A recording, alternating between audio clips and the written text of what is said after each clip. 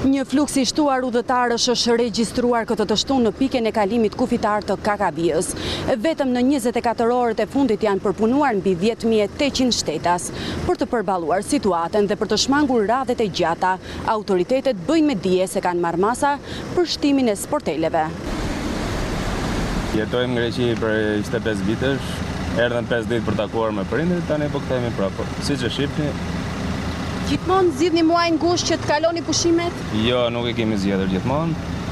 Po thjesht ashtu na erdhën punët edhe po arsye që nuk vim gusht, është vetëm kjo tani.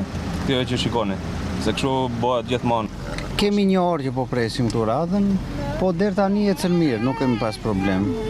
Tani nëse vazhdon kështu do kalojmë shpejt. Shumë e vështirë është, se bën vap, nxehtësi e madhe shumë, fëmijët nuk rrinë, qajnë, duan të ecin.